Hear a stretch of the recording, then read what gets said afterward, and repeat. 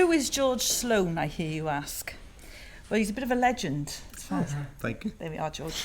George has got many hats, and all of you in this room are all going towards portfolio-type careers, aren't you? Whether it be a band or an engineer or a producer or a composer. Well, George is around all of those things. George is a member of No Oil Paintings, and I think I've shown a few of you some of the videos of No Oil Paintings. And George is the drummer of No Oil Paintings. One of George's members of that band, Sean, was a student here at HND, and No Oil Paintings came to our backyard festival and headlined it one year, did you know? Mm-hmm, yeah. And you were there the first year as well. So we've got going back many years now. So George is also a co-owner of Half Bap Studios. And a producer. Yeah. I get this right, I don't miss anything out. So what are you, George? You're a band member, a producer, a session musician, a drummer in a band. Have I missed anything yet? No, you said the legend thing too. The legend, yeah, of course. Independent manager, missed that one. So he manages the band at the minute as well. And they have just had one of your songs published in Rec. Yeah, BBC It's on Three. Prime on BBC Three at the minute. So you can see the wealth of knowledge that George has.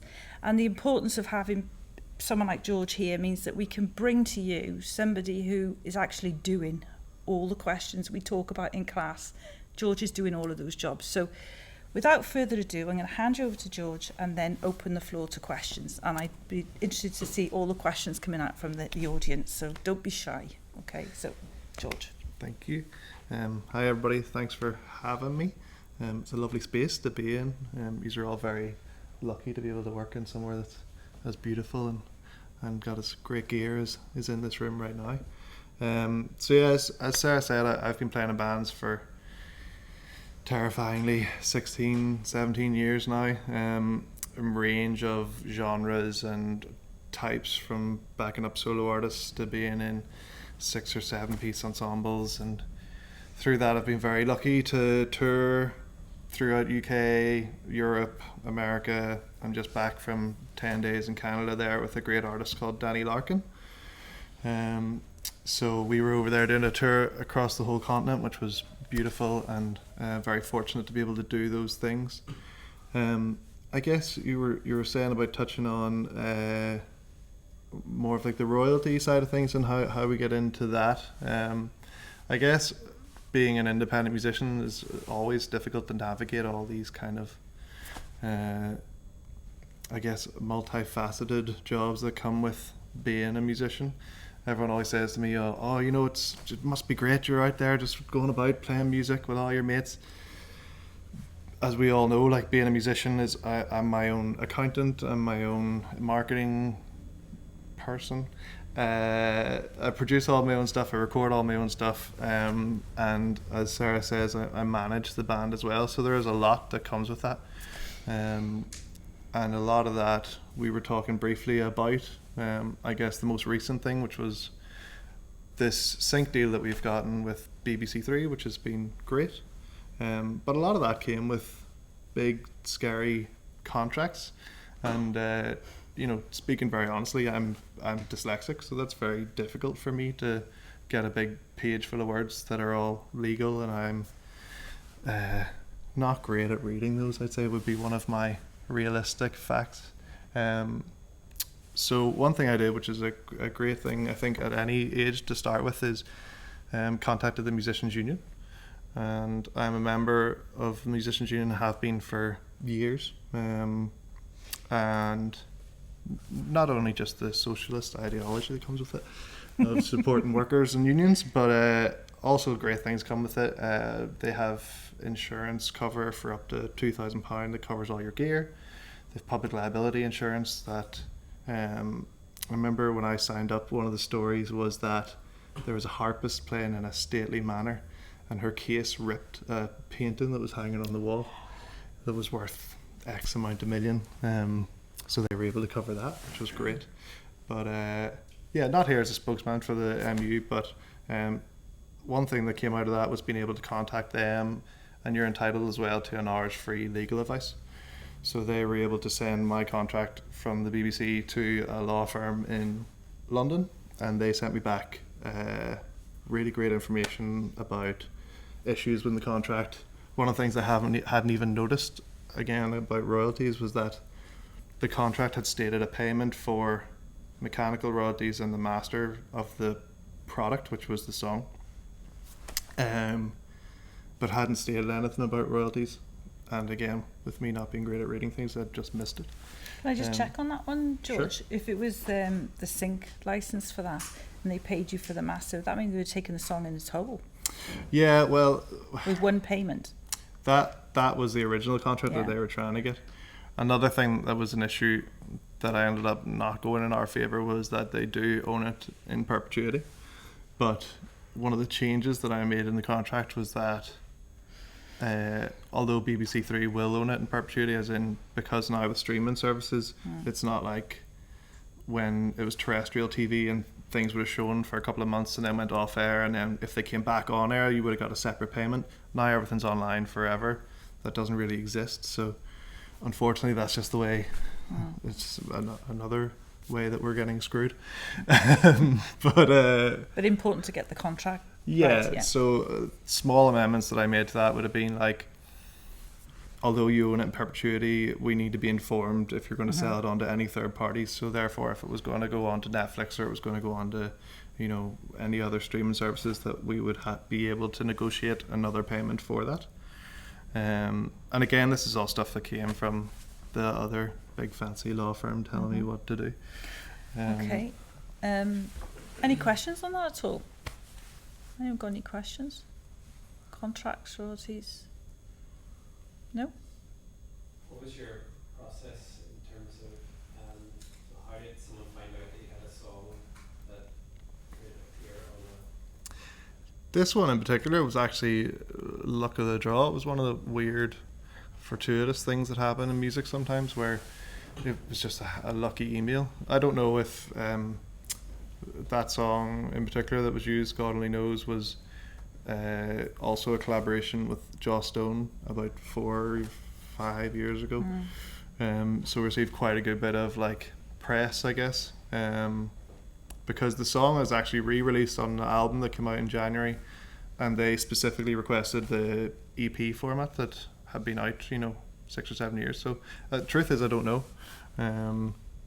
Luck, which sometimes happens. Okay. What about the setup of the band? Have you got a contract with the band at all? We have had multiple in the past. So although currently we're self-managed, in the past we have had management that has involved very basic contracts. It is a dangerous thing to be in a band with 4 of your best mates, because you're obviously just oh, we're best friends, nothing will ever happen to us. But I guess not always the case. There are certain interesting things in the Wild Peyton setup that I think are different from other bands, where all our royalties are split 25% each way. So evenly. So Everyone evenly shares. throughout. Which obviously is different compared to some people who maybe write all the music or write all the lyrics, and they take the lion's share of royalties, which happens in a lot of bands.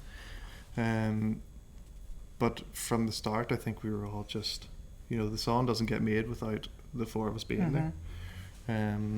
So yeah, it was a decision quite early on to just keep everything 25%, which I think has kind of created this formation of strength within the band, that there's a massive amount of trust there. Even because I manage the band mostly now, when signing that past contract, I was the only signature on it, which again shows a massive amount of trust between the 4 of us. Yeah, sure. But we're very we're family now. Yeah. I walk in through the front door of most of their houses without even Walk out with anything you like. yeah. Yeah, but that's a good pointer for. We have a band here called Discworld, and one of them's missing. He's in the back of a van. He's been kidnapped. Okay. As part of a guerrilla marketing campaign, so we don't know where he is. Free Discworld. But that'll definitely help them with the decision how they split that up.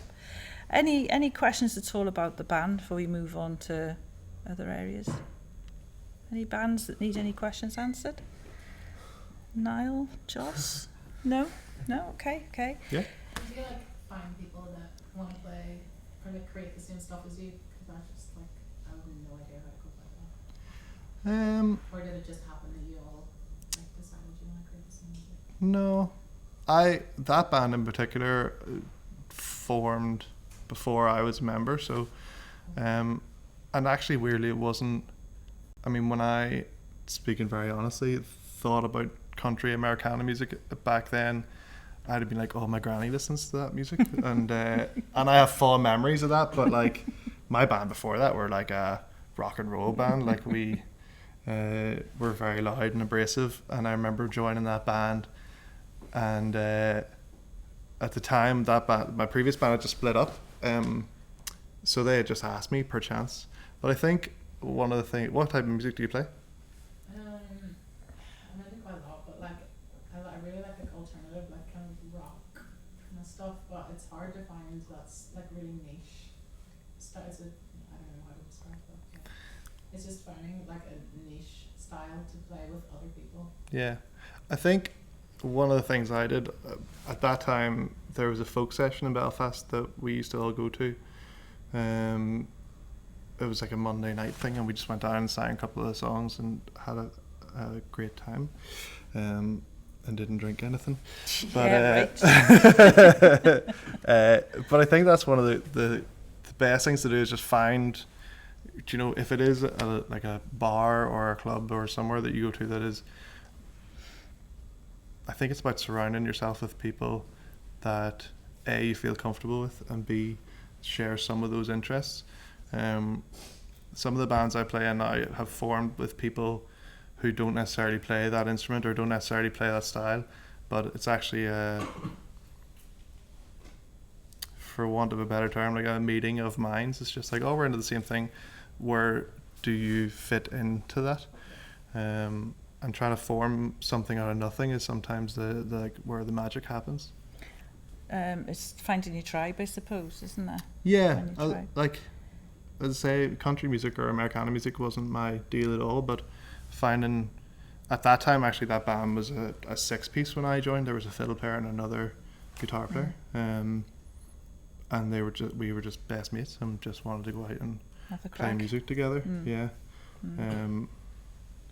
I did not know how to play country music on drums at all. So we have a few jazz people in the Oh, great. audience who are quite into the jazz scene, and I think there's somewhere down in Belfast, is there not, Josh? You go down and just join in, isn't it? Is that what you're saying? Just go down and get stuck into it. Yeah. Oh yeah. Yeah. Yeah.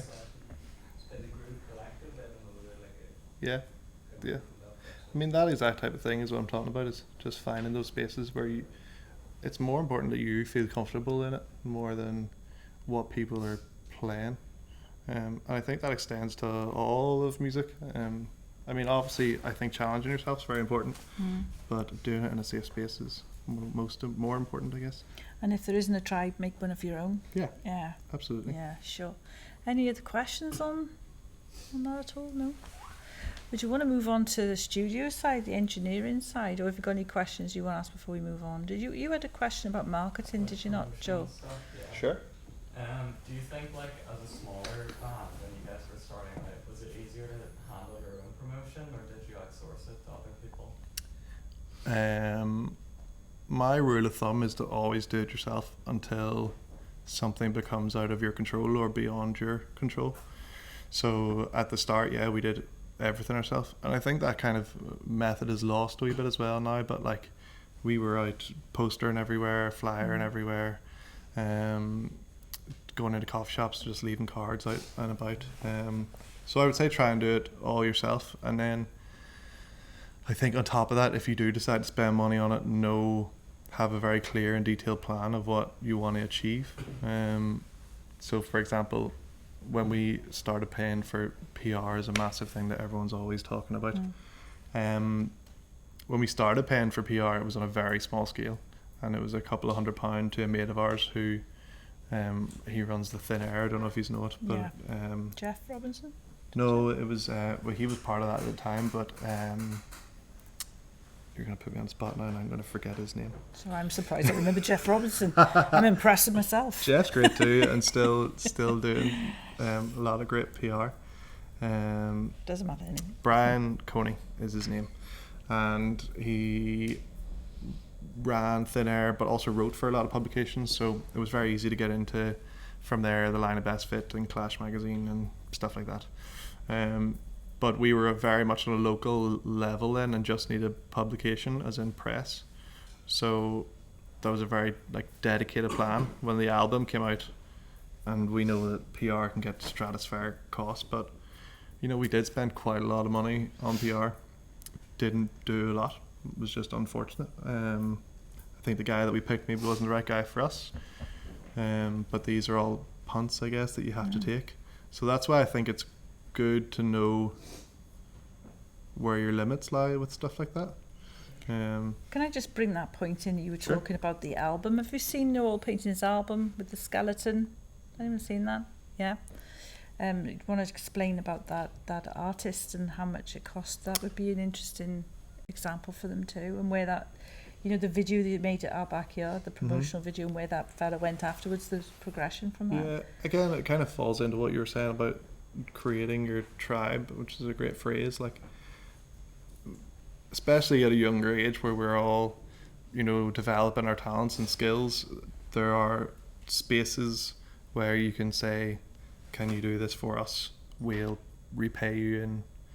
And I hate the term, but it is at that time exposure of we're trying to start out, you're trying to start out, let's make something together. So for example, our backyard friend of ours at the time, David Moody, was up and coming director, and shot the video and edited it all for us live for, I think we did pay him a wee bit, but it was buttons. But he's then went on to, he directed a couple of episodes of Dairy Girls there in the last season, and has done some videos for us since, and keeps in with those sort of mates rates at a time. The artwork again was our friend, another great musician from here called Arborist, and a guy had done a bit of artwork for him, Peter Strain, and we contacted him, and he did, first draft. We sent him a colour palette and the album, and the first draft was bang, the artwork was done. And again, he's like a cinema artist, so he's went on to do cinema posters for Lighthouse and Spider-Man and all sorts of things. So the collaboration side of things does work for everybody. Absolutely. So including an artist, including people in the art department. If you spin it round, keep the plates spinning, everyone sort of grows with each other, don't they, I suppose? Yeah, if everyone's just dead on. Yeah. Should we move on to the studio side of things now? Half Bap Studios. Sure. To explain what happens with them, and then open the floor for some questions for the future engineers and in the audience. Yeah, I mean, weirdly, my musical journey has been kind of serendipitous. I wanted to be a journalist to start with, and you probably know from what I've said already why that didn't work out. But I ended up deciding not to go to Queen's, and I had a lovely careers teacher by chance in my secondary school, who pointed me to, it was actually Bangor College. Boo. Paddy's in the room. But we, she was like, go up and do this course. You like music, it'll take you 2 years. You can go on from there into second year in Queen's, which was the initial plan. And when I was out there, I was just living beside one of the other guys I went to tech with. We carpooled. And I think we handed in our last assignments on, I don't know, a Thursday or something. Went out for a few pints to celebrate, and went round to a wee bar in Belfast, and there was a guy standing outside a building. Graham was like, I know that fella. Went up and chatted to him. Called me over, and he was like, he's got a room going that he wants to put a studio into. Would you be interested? So that was a Thursday. I think we had the keys to a studio space on a Monday. Now, in saying that, the studio space, our first live room, I want to say might have been the size of this carpet. It was smaller. Yeah. And again, even like business acumen, we had no idea what we were doing. Absolutely no clue. We just had a tiny space. We had an iMac. We had 8 channels of pre's. We didn't even have a wall box. Like, we ran 8 massive XLRs from the desk, or from our Digio 3 into the live room. The guy who owned the live room, it was a practice space, so we had to rent it off him every time we wanted to record. It made absolutely no sense. But yeah, we just kind of stuck at it. Loved creating music, loved playing with people and having different people in the building, becoming part of a community. That guy subsequently moved out 2 years later, and we kind of stayed on, and it is what it is today. App Studios has been going 14 years now, which is terrifying. And yeah, worked with, I guess, most artists that have come through the north anyway in the past 10 years or whatever, whether that be in a live capacity or a studio capacity, and recorded all of our own stuff throughout there, which obviously helps cut down costs, and there's a lot of things that come with that. But again, like, I know I'm probably ramping on about it, but my favourite thing about it is being part of that community in Belfast. You're right in the centre too, aren't you? Yeah, You right by smack the Duke of bang in- York, is it? By the Duke of York? Yeah. Facing the Duke of York. Handy. So, yeah. Although I'm in my 30s now, so the coffee shop below it is more important than more professional. the beer. But yeah, I don't know. Like, it's all been a very much a labour of love, you know. So there's 2 of you now running that studio. Okay. There's 2 of us now, and then there's also 2 freelancers that work within there too. Has anyone got any studio people in here? Got any questions? They're interested in engineering, sound. I think Yes, the Dylan. studio at your house would be probably better for long run or renting. Again, I stand by the, like, if you can do it DIY as much as possible, do. I guess with technology nowadays, I notice the need for my live room becomes less and less. Pardon me. If a lot of the time, actually, quite recently, what I've had people come in to the studio with Helixes and Kempers, and amps don't even get used. A lot of the drum editing now is so intense that, like, drum kits are sometimes bypassed. I love analog stuff, so I'm always in of, like, trying to play it and do it live. But I do so much mixing as well for people that record in the house. So yeah, I would say if you have room to build and you have an opportunity to do so, and you can build a small space to start from, absolutely. And then you can hire amazing studios like Halfbat for a very competitive rate to do your, you know, lighter stuff if you can't do that in your back garden or whatever. Any other questions on studios? No. What equipment do you find yourself like using the most? That would be the most important to have. I mean, I do come from, I guess, a more guitar, or as I say, I don't know if analog is the word, but like instrument based work anyway. And I'm a drummer myself, so I'm always in tune with, like, percussive instruments. So, like, it does fall back mostly to bog standard kind of guitar and drums and vocals. But I'm trying to think of, like, particular equipment that I'm most fond of.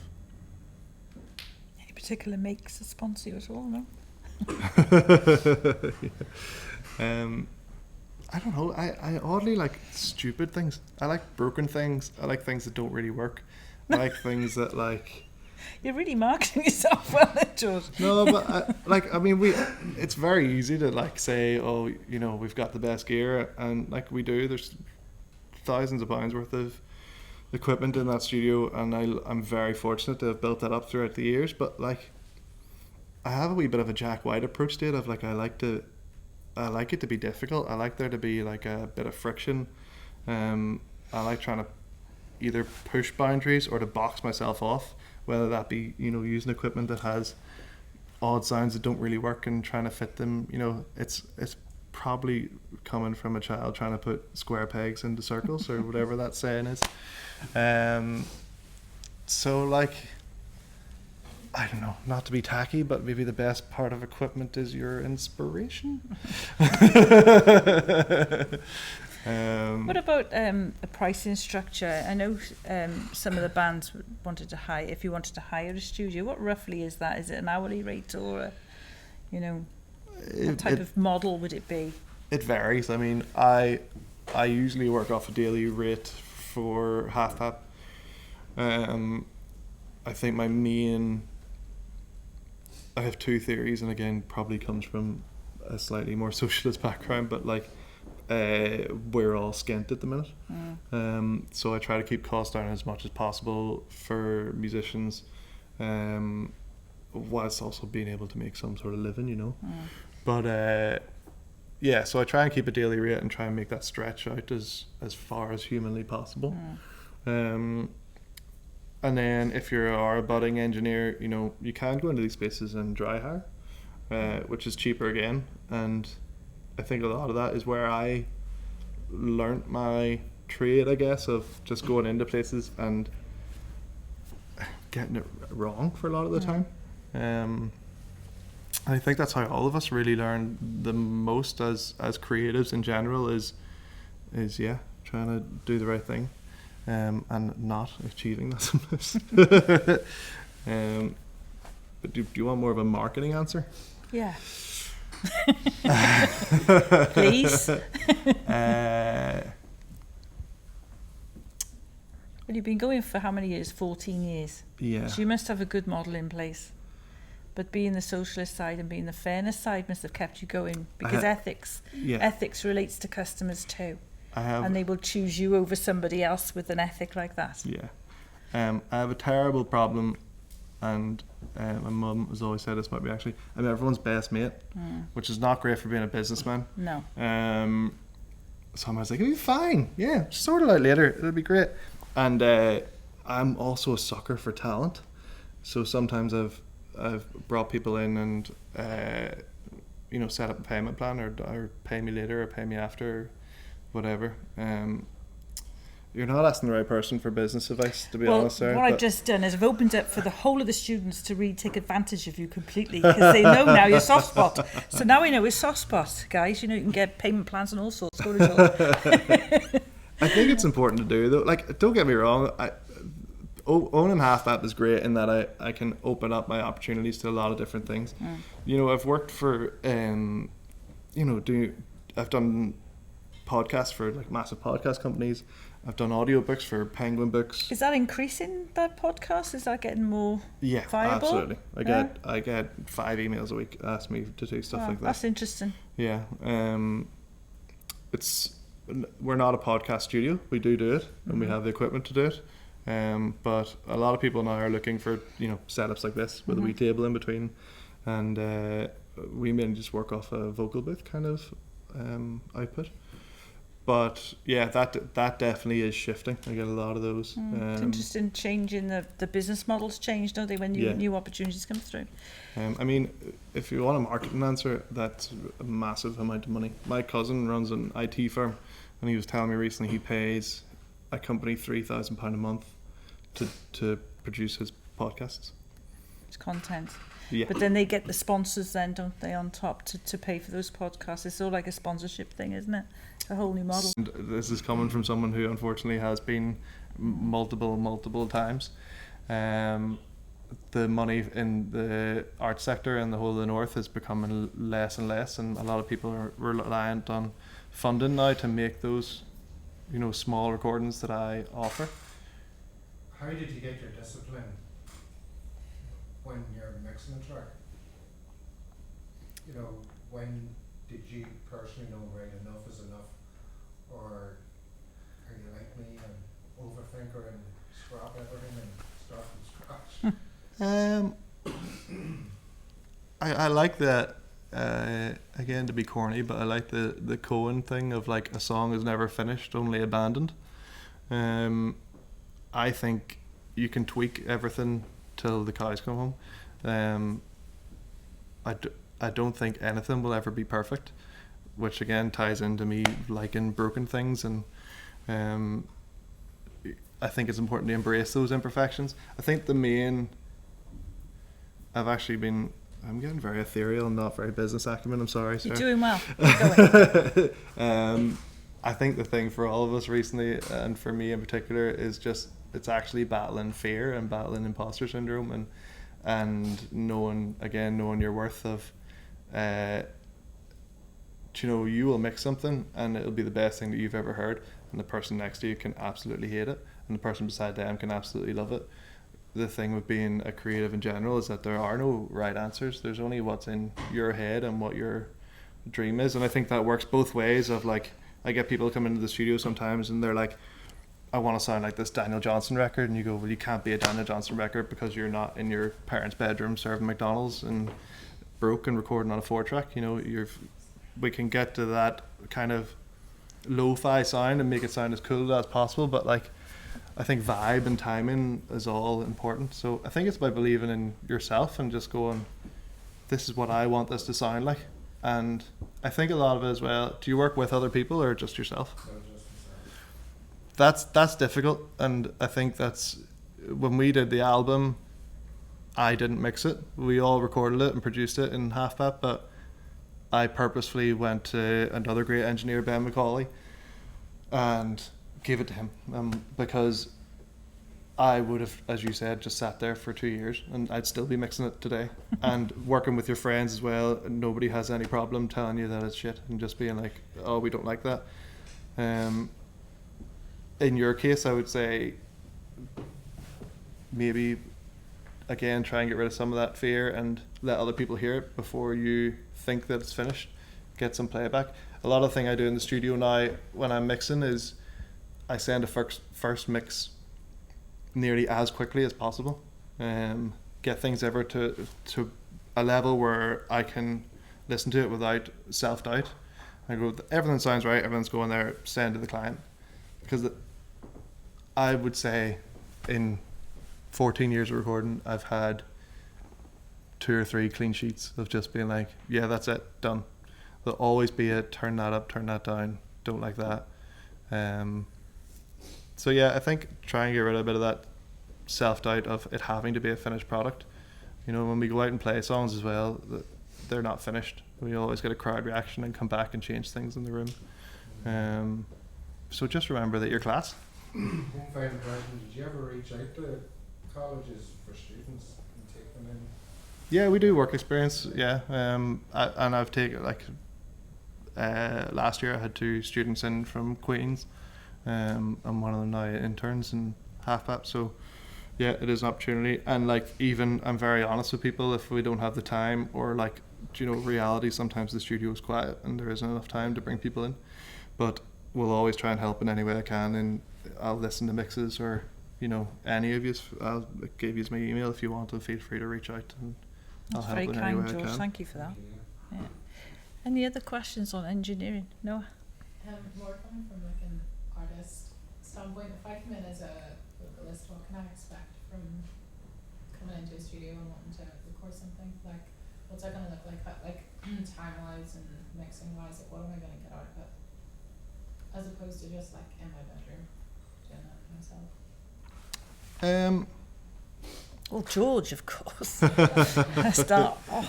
There is a thing. I think production at the minute is very interesting. I think the introduction of I know we were going to touch on this and we haven't actually, but the introduction of social media, especially now TikTok, has changed the game massively. Going from a business model that I probably would be the last generation of, where we formed a band, went out and gigged until our ears bled and made a record for as cheap as possible and went around posting it through doors. We, even from a dry hire perspective, I now get engineers and producers coming over from, we had one recently as far away as New York, and he had produced the last ASAP Rocky album or something, and it was mental, and I don't know why he was there, but they had found some guy on TikTok, and I'd phoned him up and went, we want to come over and produce your stuff. So I think from a producer standpoint, my job is changing, where it's no longer like come in and use all my cool gear. I think what you're saying genuinely is true. You're kind of paying for me, and that goes back into the like second guessing yourself. Or I'm doing a project at the minute with a great artist called Ava, and one of the things you have to navigate there is just like keeping your client calm. She's always worked in a like yourself in her bedroom and is so used to spending days and days and days on one song. So when you're paying for money to go, oh, I have 10 hours to produce this song or 12 hours to produce this song, whatever, it can be really daunting. It'll be focusing as well, though. It can focus you. Yeah, absolutely. Some more planning. So if you are paying for a session, you need to make sure you're going prepared. That's the key, isn't it? I suppose. Yeah. Vibe check is always the thing. The space is cool. The whole thing about Half Bap is that it's meant to be like recording in your bedroom but with nicer gear. So much like here, we've really cool rugs. The lighting's really nice. It's painted nice moody colours. And there is lovely gear there. Like I know I'm talking about the broken joke, but like, you know, there's some of the stuff you have in here, but there's like Neve preamps and nice microphones and, you know, everything. So like there is the obvious of it's maybe nicer gear. I don't know what you have in your house, but it is about focus as well. Yeah. And are you interested in like working in any kind of genre? Do you just want to create music? Like you're. Yeah, I mean, I've been working long enough to know my limits in that, you know, I don't do death metal because that's not really like the realm that I. Sorry. Just upset half of the audience. I'll try. I'll really try. Because I don't know how to like produce different songs because that's not what I do. I just know the vocal side of things. So if I was to come to you with like a collection of stuff that I want to create, like sounds that I like, you know, like sounds that I want to build off of and Yeah. create my own sound with, is that something that you're able to like, okay, here's what we can do, and then Absolutely. if I get a session we can. Well, you can leave me your cards and we'll give them out. Yeah, I should have thought ahead, but actually, That's okay. that's actually a lot of my particular work form is people come to me as solo artists. I work a lot with solo artists, and they will mainly come to me with a phone recording of them and guitar, them and piano, or sometimes nothing at all. And then I would build a track around that. So I could have played you an example, but like a girl, Lila Vargan, that I just worked with, is an amazing artist and a fantastic singer, like one of the best people I've ever worked with. But she came in with just herself and a guitar, and then if you go check it out on Spotify, you'll hear What's the name again? Lila Vargan. So yeah, that is something that is actually mostly what I do. Okay, that's good to know. Any other? Just back to the kind of engineer world. What are you looking for? You know, if you're hiring freelancers or up and coming engineers, what are the things that you look out for? In this particular case, what I really liked about this person was that initial want and I guess lack of ego. It's actually something I look for a lot in anybody I work with, is a kind of lack of ego. The first day that they were in, I was like, everybody sit there, I'm going to go set up for drums, and I just left the room because I'm so used to working solo. And they were out behind me setting up mic stands. Pardon me. So they were actually thinking ahead and planning and like I said, like getting things wrong, but that was fine, you know. So I really like that about them, of the kind of want to just get in and get their hands dirty. A basic knowledge of what you're doing is all I look for.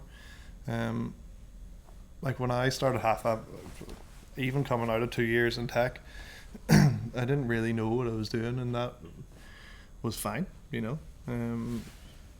I think I made enough mistakes early on to kind of rectify that, but as long as somebody knows where to plug the right end of an XLR into, I'm happy.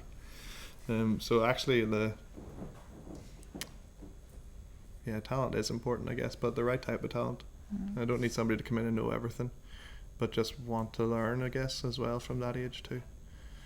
And what about going, was this on the studios theme too? What about session musician? And if you had session musicians in, what would you expect from them as far as discipline is concerned? I mean, you're a session musician yourself, aren't you? Mm-hmm. As well as in part of the band. So, you know, what would be your personal like practice, and how would you keep your skills set up, and how does that work as far as being a session musician and working in a studio and working with a band, the different etiquette between each one? Yeah, I think being prepared is the number one, and that's knowing the song inside and out, and then also being prepared for things, you know, curveballs to come at you. So my typical, if I was to go for my typical kind of session drummer day, it would be getting the track, taking it away, notating the track, knowing working with the client as well to get what they want. And sometimes that's hard because they're remote and they're, you know, in a different country, and sometimes a different time zone. You know, I'm currently working with actually another past pupil here, Joe Gervin. Oh, he's in Dubai. Who's in Dubai. Oh, so, that's lovely. Yeah, Oh, Joe. And I'm doing a record with him, and Pete Close is on it too. Oh, Pete. Yeah. Yeah, we love Pete. So that's been an interesting process of, like, you know, up until a few weeks ago, he was 5 hours ahead of me or whatever. Is he in Dubai as well? No, sorry, just Joe was right, 5 hours ahead of me. But we were having to do, you know, the Zoom calls at stupid o'clock to try and get things work. And then I use a great program actually called Listen To, if anybody's heard it. It's cheap, kind of, I think it's $12.99 a month, and it just goes on the master of your DAW, and you send them a link and they can hear everything in real time, or there's a 0.5 millisecond latency. So he was able to hear everything that I was doing in real time, which was great. But yeah, so take the track, find out what the client wants, notate the track, pack up, make sure I've got everything that I need, make sure I've got extra things that are, like, for a drummer, I bring a lot of my own percussion to sessions. I bring a lot of different sticks, mallets, you know, interesting things that can try and impress someone. And again, coming to the studio without any ego, without any expectation, you know, have an idea of what you want to do, but make sure you're there to listen to the client. The client is always, not always right, a lot of the time is right. And yeah, listen to their needs and try your best to make what they want happen, and then use the ego that we all actually do have as creatives to sprinkle on your little extra sauce afterwards. But it's mainly being respectful, I think, of other people's art, and being prepared is number one. Any other questions on? How did you begin, like, your career as a session musician? You said you're only back from Canada, like, you're like a tour around Canada. How did that happen? I mean, obvious things. I've been playing drums for 15 years. I keep regular practice. But I think one of the things that is it your goal to be a session musician? You're a really good guitarist. Yes. And do you play in a band currently? Currently releasing an EP in a few weeks' time. Great. I think it's important to know what your career path is. Like, I almost fell into sessions. I was always a very monogamous player. I always had a band, and I was absolutely certain that band were going to take over the world.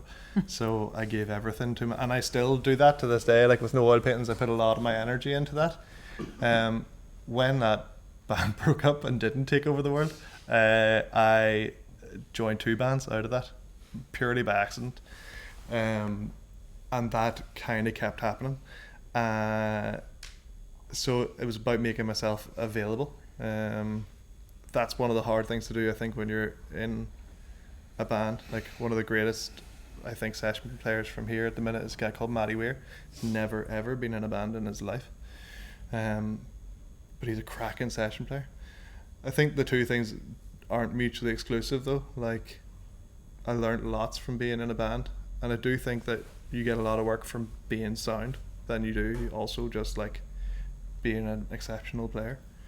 But I guess to answer your question, it is that just keep practicing and make yourself available. And network.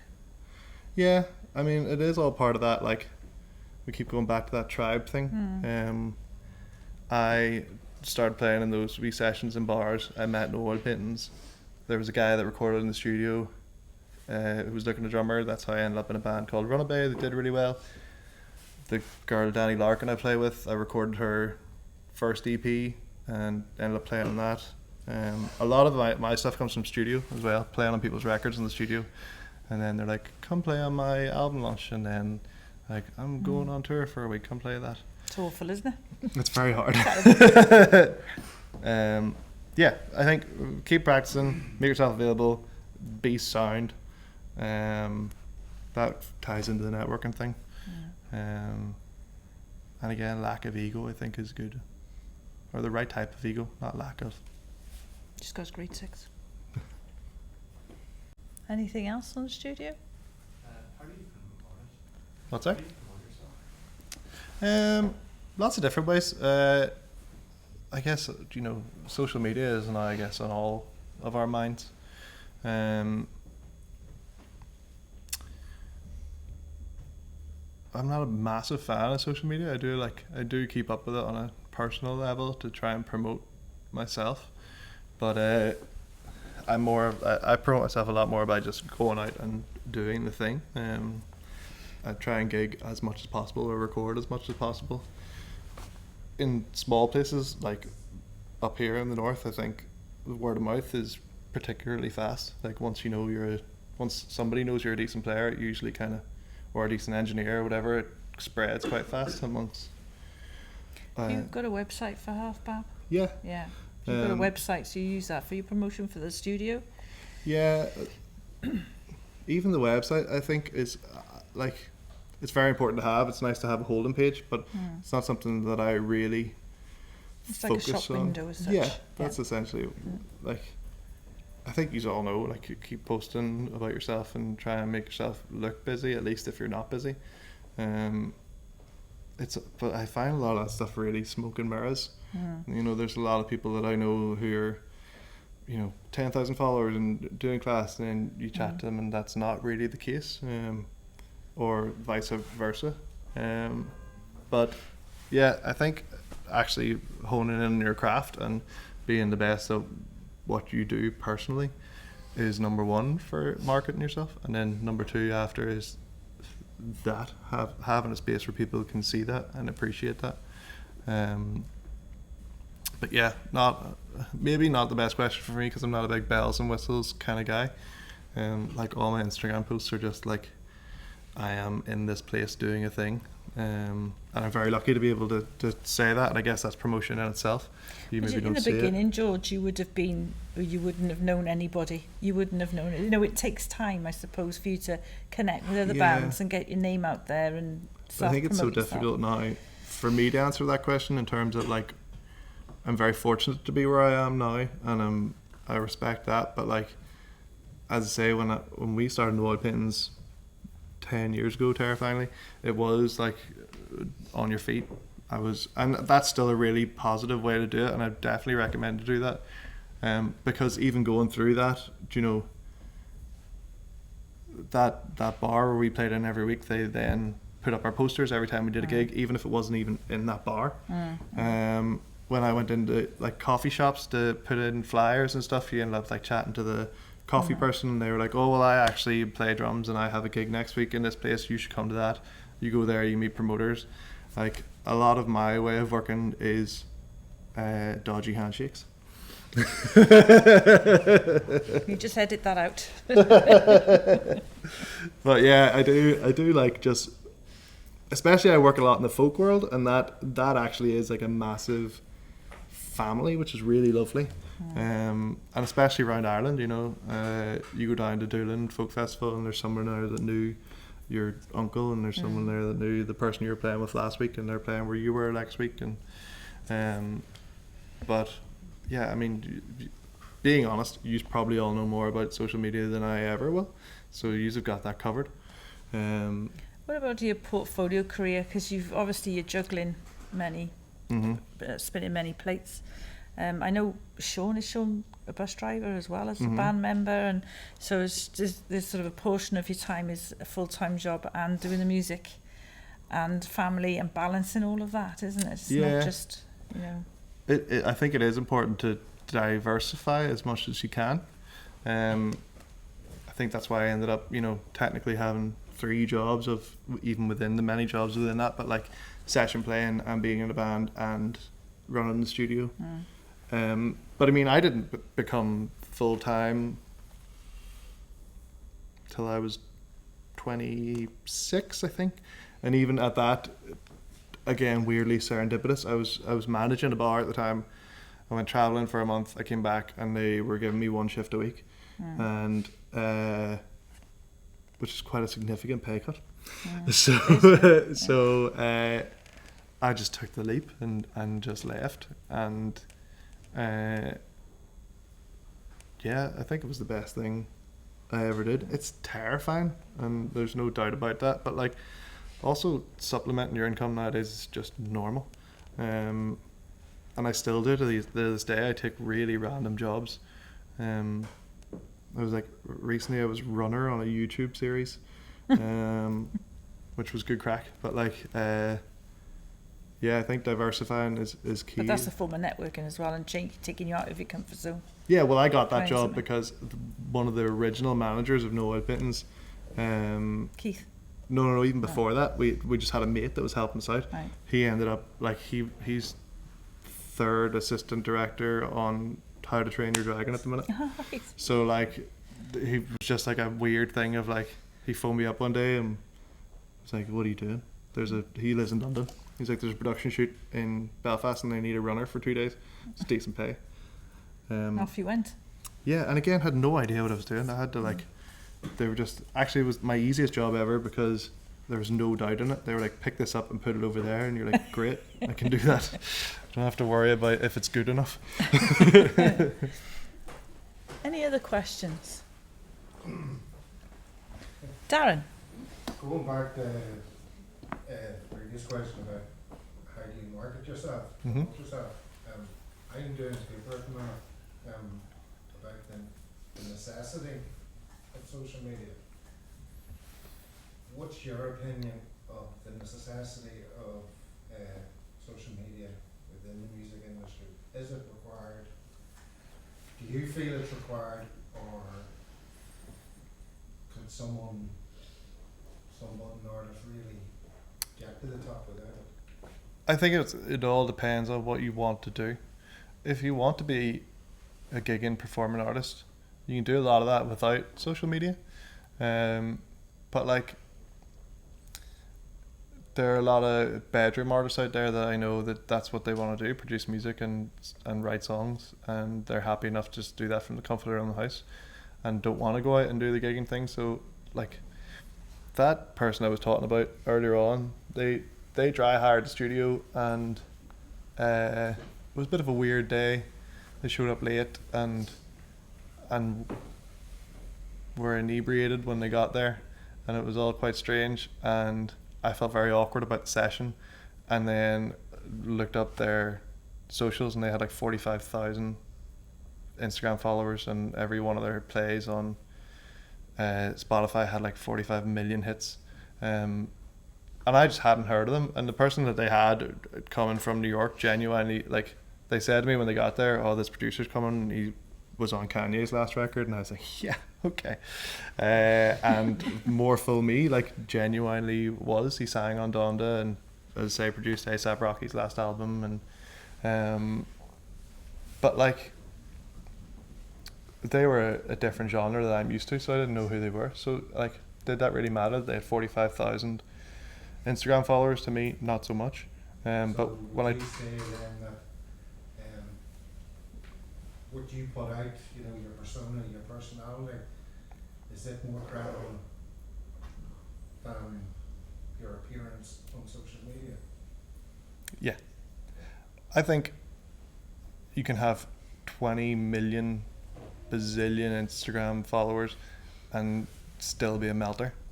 And I think that I have experienced a lot of that. And I have friends that are doing very, very well, and they've come from a background of social media, and that's how they've gained their following, and that's how they've gained success. But I read an article recently about major labels complaining that they can't break artists because the shelf life is so quick, you know. In and off. Yeah, and like it's interesting to see the where we're living at the minute. Like my partner is a composer. One of her like jobs every year is just to do the pantomime, and it's really great fun, and I help out every year. But it's so interesting to see the kids. You know, she takes popular music and changes the lyrics to fit whatever the pantomime's about. And the kids have no idea what the song is until the chorus. And then once the like tagline of the TikTok sound comes on, then they all go nuts. But I find it interesting that like these labels are signing these people off the back of millions of TikTok views and then putting them out at gigs and nobody's showing up because they don't know the rest of the back catalogue. So I don't know if I'm not the oracle here. I've absolutely no idea if what I'm saying is true, but I've found in my experience that if I want to get a job over in London, if I want to produce over in London, I have to go over to London, and You have to be there. I have to, you know, talk to the people on the ground, or, you know, when they're over here, go over and shake their hand. That's just my experience of how I've got most of my work. I mean, I still do the Instagram thing. I'm not great at the TikTok thing, the tactics. I try my best, but I just find it really monotonous and boring to try and make a video. I think it's like anything. It's like social media is just another tool to use. Yeah. It's just like offline, online. Social media, whether it be YouTube, whether it be whatever it is, it's what horses for courses. Exactly. You know, yeah. and if the audience is young and they want sharp TikToks, you win. If it's, you know, Facebook will listen or read, and Yeah. everything's got its own value, I think- suppose. So what you're trying to achieve, isn't it? I think a lot of it is genre specific too. Yeah. I think when I look at a record and I look at my budget, we were saying for marketing earlier on, like most of my budgeting is going on recording and making the end product the best it can be. That's where I would spend the most of my money. Like people, I think everyone wants the best product it can be, but like I think the least of my budget would go on apart from the album, the artwork was very expensive, but and it worked in our favour. But long term it wasn't. Long term it really worked out. Yeah. But like, you know, there's friends of mine that, you know, when you talk to them, we've budgeted, you know, $2,000 for costume for the stage, and like that's not what I would be into. Or they've budgeted, you know, $5,000 to pay a PR marketing team to do Instagram reels for them.